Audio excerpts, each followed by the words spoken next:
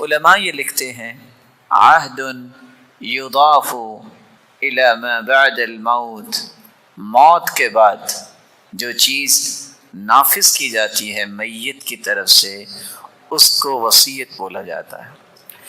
آپ صلی اللہ علیہ وآلہ وسلم نے وصیت کی اہمیت کو بھی واضح کیا ہے۔ فرمایا ما حق امرئ مسلم لہ شیء یرید ان یوصی فیہ یبیت لیلتین الا ووصیتہ مکتوبۃ عندہ۔ جو تو مسلمان ہے، دعویٰ ہے کہ میں مسلمان ہوں، اس کی 2 راتیں نہیں گزرنی چاہیے، اس کی وصیت لکھی ہوئی ہونی چاہیے، وصیت لکھی ہوئی ہونی چاہیے۔ اور دوسری روایت کے الفاظ ہیں کہ حسن بصری رحمۃ اللہ علیہ فرماتے ہیں المؤمن لا یأکل فی کل بطن، مومن کبھی بھی پیٹ بھر کے کھانا نہیں کھاتا، ولا تزال وصیتہ مکتوبۃ، اور اس کی وصیت تحت جنبی تحت وسادتی، اس کے تکیے کے نیچے اس کی وصیت لکھی ہوئی ہونی چاہیے۔ یعنی اس قدر اس کو قیامت کا تیاری کا فارمولہ یاد رہنا چاہیے کہ میری زندگی کے جو معاملات میں اس کو لکھ کے رکھوں، اس کا دینا ہے، اس سے لینا ہے، اور میرے مال سے یہ چیز فلاں کو دے دینا، فلاں مسجد کو دے دینا، فلاں مدرسے کو دے دینا، فلاں کسی غریب مسکین تک یہ پہنچا دینا، یہ وصیت اس انسان کی لکھی ہوئی ہونی چاہیے۔ ضحاک بیان کرتے ہیں کہ یہ اللہ ذوالجلال کا نظام ہے، من مات ولم یوصی لذوی قرابتہ فقد ختم عملہ بمعصیہ، جو بندہ فوت ہو جاتا ہے لیکن اس نے کسی رشتہ دار کے لیے وصیت ہی نہیں کی تو اس کا خاتمہ برائی پر ہوتا ہے۔ اس لیے وصیت کے بارے میں انسان کو ہر وقت حساس رہنا چاہیے۔ اتنے بڑے بڑے مسائل اور اس کے بارے میں انسان کچھ لکھتا ہی نہیں، یہی نتیجہ ہے۔ بڑے بڑے نیک لوگ جنہوں نے اس بات کا اہتمام کیا، نسلوں کی نسلیں ان کی ثمر گئی، اور بڑے بڑے لوگ اس بات میں سستی دکھائی اور امت کے لیے فتنہ بن گئے۔ اس لیے رسول اللہ صلی اللہ علیہ وسلم کی اس حدیث کی روشنی میں، جو حدیث صحیح الجامع کی ہے کہ 2 راتیں نہیں گزرنی چاہیے، وصیت لکھی ہوئی ہونی چاہیے، اور اس وصیت کا اصول کیا ہے؟ پہلا اصول لا وصیت لوارث، ان اللہ اعطى كل ذی حق حقہ ولا وصیت لوارث، اللہ نے ہر ایک کو اس کا حق دے دیا ہے وراثت کی شکل میں، لیکن وصیت جو وارث بن رہا ہے، وراثت جس کو مل رہی ہے، اس کے نام کی وصیت نہیں لکھی جا سکتی۔ میری اولاد میری وارث ہے، میں اپنی اولاد کے نام پہ وصیت نہیں لکھ سکتا، یہ اصول ہے شریعت کا۔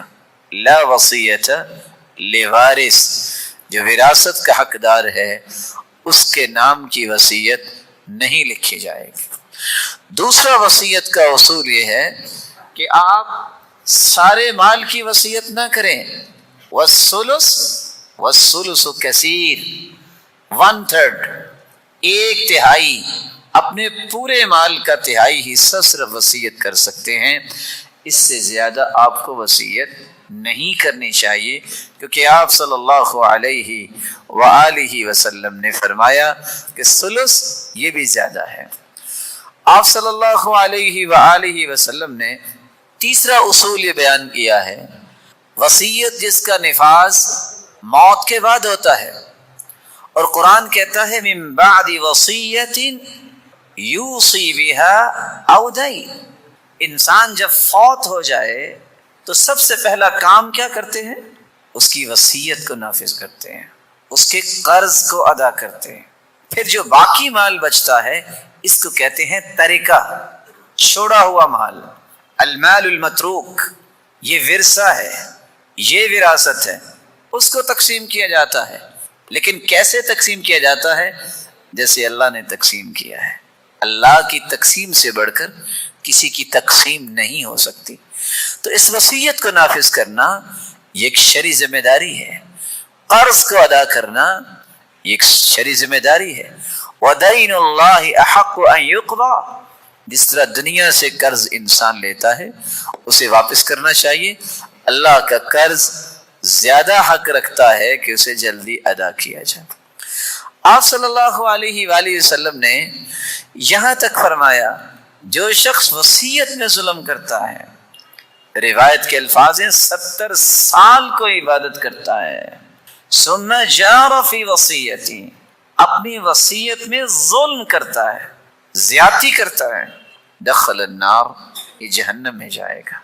وَإِن كَانَ فِي هَذَا الْحَدِيثِ مَقَالٌ عِنْدَ الْبَعْضِ، کتنی خطورت کی بات ہے کہ بندہ 70 سال کی عبادت کے بعد اگر وہ وصیت میں ظلم کرتا ہے تو اس کی بخشش کے مسائل بن جاتے ہیں۔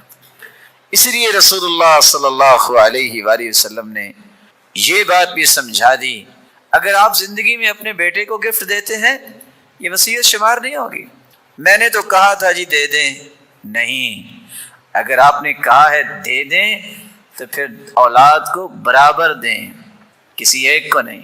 4 سے 6 سے 8 بیٹے اور بیٹیاں ہیں، زندگی کے اندر گفٹ، تحفہ، ہدیہ، اس کا اصول یہ ہے بیٹے اور بیٹی کو برابر دیا جاتا ہے۔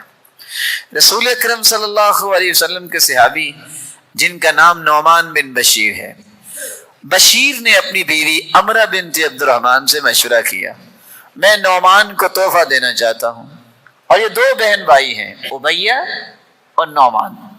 اس نے کہا ٹھیک ہے، لیکن میں اس وقت تک راضی نہیں ہوں گی جب تک اس کے گواہ اللہ کے رسول نہیں بنیں گے، بطور گواہ اس تحفے کے اللہ کے رسول کو بنایا جائے۔ دونوں میاں بیوی اللہ کے رسول کے پاس تشریف لائے اور آ کے کہا کہ ہم اپنے بیٹے کو یہ دینا چاہتے ہیں، یہ زمین کا ٹکڑا، یہ زمین اس کے نام لگوانا چاہتے ہیں۔ تو آپ صلی اللہ علیہ وآلہ وسلم نے جن اصول و ضوابط کی روشنی میں تربیت فرمائی ان میں سے ایک اصول یہ بھی تھا کہ صحابہ کرام کبھی بھی اپنی قوت، اپنی صلاحیت، اپنے مال، اپنی طاقت، اپنے حسن، اپنے حسب و نسب پر ناز نہیں کرتے تھے، بلکہ اپنی جملہ ضروریات کا رخ کرتے تھے تو اللہ ذوالجلال کی طرف کرتے تھے۔ ان کو یہ بات سمجھائی جا چکی تھی کہ اللہ ذوالجلال کی رحمت کے بغیر نہ قیامت کو بخشش ہو سکتی ہے، نہ دنیا میں ہی کوئی کام ہو سکتا ہے۔ رسول اللہ صلی اللہ علیہ وسلم نے فرمایا لن يدخل احدكم الجنة بعمله، تم میں سے کوئی شخص بھی اپنے عمل کی بدولت جنت نہیں جائے گا۔ قیل یا رسول اللہ صلی اللہ علیہ وسلم ولا انت، اے اللہ کے پیارے پیغمبر آپ بھی؟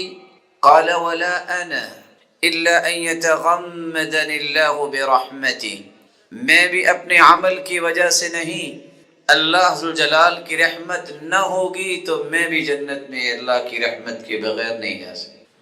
ثقۃ، یقین کر لیجئے، جس طرح آخرت کا معاملہ اللہ کی رحمت کے بغیر ممکن نہیں کہ حل ہو جائے، جہنم سے انسان بچ جائے، جنت میں چلا جائے، دنیا کی ہر قسم کی آفتوں سے بچنا بھی نہ انسانی صلاحیت کی وجہ سے، نہ انسانی قابلیت کی وجہ سے، نہ اس کی ریسرچ کی وجہ سے، اور نہ ہی انسان کی طاقت کی وجہ سے، نہ ہی اس کی پلاننگ کی وجہ سے ہے، صرف اور صرف اللہ ذوالجلال کی رحمت ہوتی ہے۔ اگر کسی کی اولاد نیک ہے تو مت سمجھے کہ میں بہت بڑا مربی ہوں، مت سمجھے کہ میں نے تو بہت کوششیں کی ہیں۔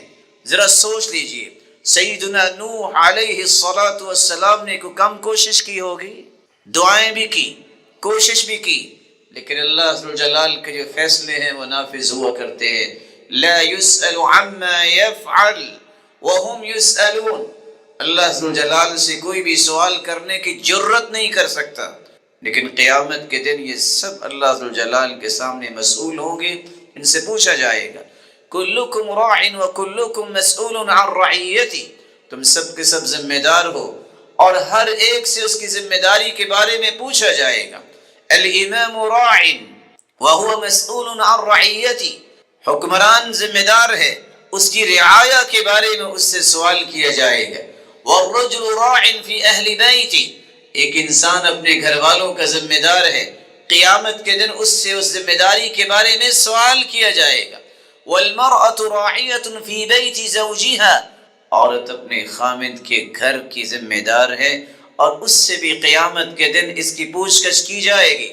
والغلام راع فی مال سیدہ وہو مسئول عن رعیتہ، خادم ہے، کوئی نوکر ہے، غلام ہے، وہ اپنے مالک کے مال کا ذمہ دار ہے اور قیامت کے بارے میں اس سے اس کے بارے میں سوال کیا جائے گا۔ رسول اللہ صلی اللہ علیہ وآلہ وسلم نے صحابہ کرام کو یہ بات سمجھائی، اس لیے کثرت سے اللہ ذوالجلال سے عافیت طلب کیا کریں۔ عافیت، معافات، یہ ایک بہت بڑی نعمت کا نام ہے۔ والنعمت کل ما ينتفع به ويستلذ، نعمت اس کو کہتے ہیں جس کا نفع انسان کو دنیا میں بھی ملے اور آخرت میں بھی ملے، جس سے انسان کی زندگی باعث لذت بن جائے اور اخروی زندگی میں بھی لذتوں کا مستحق ٹھہرایا جائے، اس کو کہتے ہیں یہ رجل منعم، یہ ہے جس کو اللہ ذوالجلال نے نعمتوں سے نواز رکھا ہے۔ کیسے نعمت ہے؟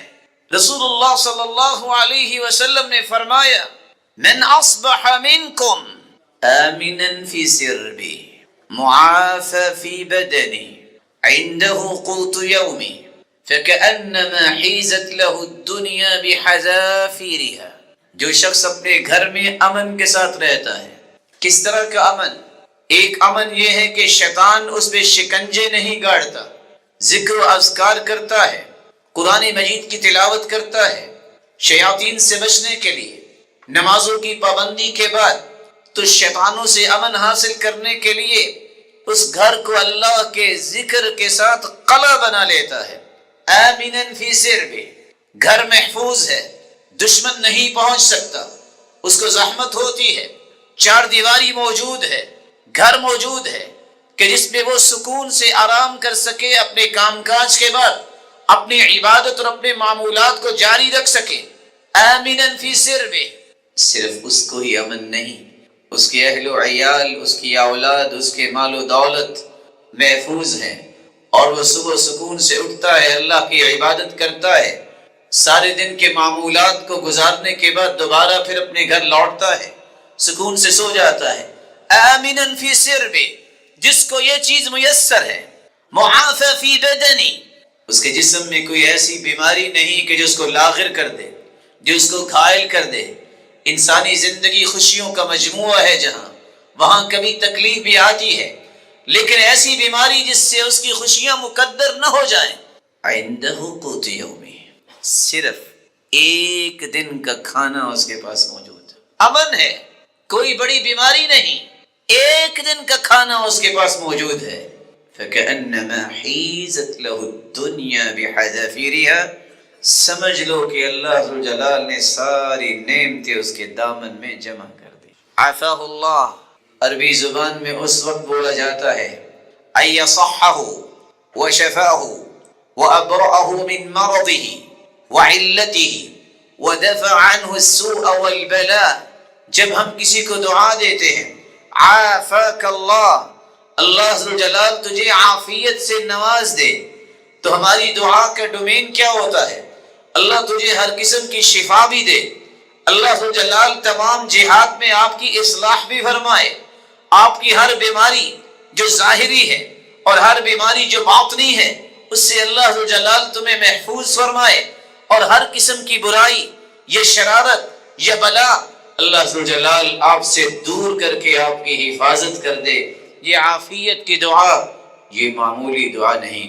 اس لیے علماء امت کہتے ہیں خلو الجسد والنفس عن الاعراض والامراض التي تهاجمها وتضرها، انسانی زندگی کے اندر ہر وہ بیماری جو انسان کے جسم کو لگ سکتی ہے، نفسیاتی بیماری ہو، روحانی بیماری ہو یا شیطانی بیماری ہو کہ انسان گناہوں میں چلا جائے، ہر قسم کے گناہ، برائی، معصیت اور بیماری سے بچنے کا یہ عزم انسان اللہ جلال کے حوالے اپنے آپ کو کر کے ہی کرتا ہے۔ یہ صلاحیت کسی کو مل جائے کہ اپنے آپ کو اللہ کے حوالے کر دے، اس سے عقل مند کوئی انسان نہیں۔ اس لیے سلف صالحین کہا کرتے تھے السلامۃ من المعاصی والذنوب والسلامۃ من الشرور والمکروہ فی الدنیا والآخرہ۔ جس کو دنیا میں گناہوں سے اللہ ذو الجلال نے سلامت رکھا، برائیوں سے بچائے رکھا، اور اسے ایسی بیماریوں سے بچائے رکھا جو اس کی عبادت میں رکاوٹ نہیں بنتی، ایسے غموں سے بچائے رکھا جس سے وہ گھائل ہو کے اپنے دین کو نہیں چھوڑتا، اس سے بڑا نعمت والا انسان دنیا میں کوئی نہیں ہے۔ اس لیے سیدنا ابو بکر صدیق رضی اللہ تعالی عنہ بیان کرتے ہیں کہ لوگوں اسی جگہ ہی اللہ کے رسول کھڑے تھے اور آپ نے یہ فرمایا تھا اسأل اللہ العفو والعافیہ فإن أحدكم لم يعطى بعد اليقین خیرا من العافیہ۔ لوگوں کثرت سے اللہ سے معافی اور عافیت طلب کیا کرو، یقین کے بعد اللہ ذوالجلال عافیت سے بڑھ کے نعمت کسی کو عطا نہیں کرتے۔ اس لیے وہب ابن منبہ بیان کیا کرتے تھے اگر دنیا میں نعمتیں دیکھنی ہیں تو ان کا شمار تو ممکن نہیں، کیونکہ قرآن کہتا ہے وَإِن تَعُدُّوا نِعْمَةَ اللَّهِ لَا تُحْصُوهَا، تم اس کا شمار نہیں کر سکتے کہ کتنی نعمتیں ہیں، احاطہ نہیں کر سکتے۔ لیکن رؤوس النعم ثلاثہ، سب سے بڑی نعمتیں تین ہیں۔ نعمت الاسلام التي لا تتم بهذه النعم الا بها، اسلام کی سب سے بڑی نعمت ہے۔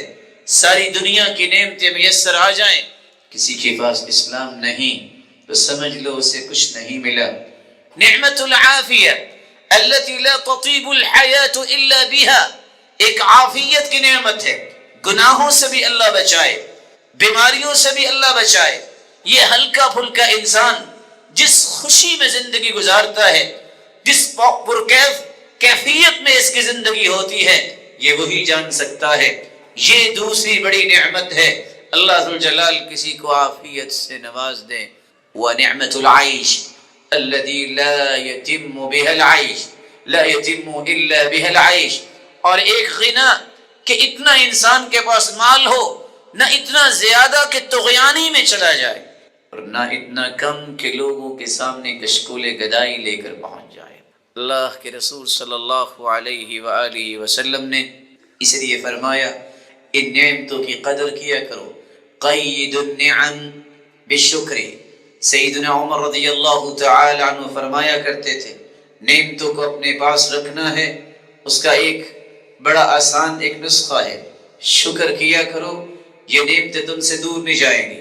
اور اللہ ذوالجلال نے یہ اعلان بھی کیا ہے کہ اگر تم نعمتوں کا شکر ادا کرو گے تو میں اور بھی عطا کروں گا، اور اگر تم نے اس کا انکار کیا، نہ شکری کی، اس کو بیان نہ کیا، تو پہلی بھی چھین جانے کا خطرہ ہے۔ رسول اللہ صلی اللہ علیہ وسلم نے ایک اور طریقہ بھی بتایا، ان اللہ اذا انعم رجلا بنعمه، اللہ ذوالجلال جب کسی کو نعمتوں سے نواز دیتے ہیں، اگر وہ ان نعمتوں کے ذریعے دنیا کو فائدہ دیتا ہے تو اللہ اس کے پاس رکھتے ہیں۔ علیہ وآلہ وسلم نے فرمایا، صحیح الجامع کی روایت ہے 3214، سیدنا ابو ہریرہ رضی اللہ تعالی عنہ بیان کرتے ہیں خذوا جنتکم من النار، اگر آگ سے بچنے کی کوئی ڈھال لینا چاہتا ہے تو وہ کیا ہے؟ یہ کہہ دو سبحان اللہ والحمد للہ ولا الہ الا اللہ واللہ اکبر۔ یہ چار کلمات قیامت کے دن تمہارے چاروں طرف ڈھال بن جائیں گے، تمہیں جہنم نہیں جانے دے۔ فإنہن یأتین یوم القیامت مقدمات معقبات مجنبات وہن الباقیات الصالحات۔ یہ قیامت کے دن انسان جب جا رہا ہوگا، یہ آگے بھی ہوں گے، پیچھے بھی ہوں گے، دائیں بھی ہوں گے، بلکہ یہی کلمات باقیات الصالحات بنیں گے، باقی رہنے والی ایسی نیکیاں جو نیکیاں انسان کو اللہ کی جنت کا مہمان بنا دے۔ رسول اللہ صلی اللہ علیہ وآلہ وسلم نے تو یہاں تک فرمایا، سیدنا ابو ہریرہ رضی اللہ تعالی عنہ سے مروی ہے، صحیح ترغیب کی روایت ہے 153، نوح علیہ الصلوۃ والسلام کی وفات کا جب وقت آیا تو انہوں نے اپنے بیٹوں کو بلا کر وصیت کی اور کہا بیٹو آمرکما بلا الہ الا اللہ، اپنے دونوں بیٹوں سے کہتے ہیں میں تمہیں حکم دیتا ہوں کہ تم کثرت سے لا الہ الا اللہ پڑھنا. فإن السماوات والأرض وما فيهما لو وضعت في كفة الميزان ووضعت لا إله إلا الله في الكفة الأخرى كانت أرجح. بیٹو اگر 7 آسمان 7 زمینیں 14 کے 14 طبق ترازو کے ایک پلڑے میں رکھے جائیں اور دوسرے پلڑے میں لا الہ الا اللہ رکھ دیا جائے تو یہ توحید کا کلمہ 14 کے 14 طبق سے بھاری ہوگا. وَلَوْ أَنَّ السَّمَاوَاتِ وَالْأَرْضَ كَانَتَا حَلْقَةً فَوُضِعَتْ لَا إِلَهَ إِلَّا اللَّهُ عَلَيْهَا لَفَصَمَتْهَا أَوْ لَقَصَمَتْهَا وَآمُرُكُمَا بِسُبْحَانَ اللَّهِ وَبِحَمْدِهِ فَإِنَّهَا صَلَاةُ كُلِّ شَيْءٍ وَبِهَا يُرْزَقُ كُلُّ شَيْءٍ. میرے بیٹوں میں آپ کو ایک دوسری چیز کی نصیحت بھی کرتا ہوں کہ تم لا الہ الا اللہ کے ساتھ ایک کلمہ اور پڑھا کرو، سبحان اللہ وبحمدہ، سبحان اللہ وبحمدہ. اس کلمے سے کیا ہوگا؟ فَإِنَّهَا صَلَاةُ كُلِّ شَيْءٍ، ہر چیز کی نماز یہی کلمہ ہے. قرآن مجید میں اللہ فرماتے ہیں وَإِن مِّن شَيْءٍ إِلَّا يُسَبِّحُ بِحَمْدِهِ وَلَكِن لَّا تَفْقَهُونَ تَسْبِيحَهُمْ. ہر چیز اللہ ذوالجلال کی تسبیح بیان کرتی ہے، پاکی بیان کرتی ہے، لیکن تمہیں سمجھ نہیں ہے کہ پاکی کیسے بیان کرتی. اور یہاں اللہ کے رسول صلی اللہ علیہ وسلم فرما رہے ہیں کہ سبحان اللہ وبحمدہ کائنات کی ہر چیز کی نماز ہے.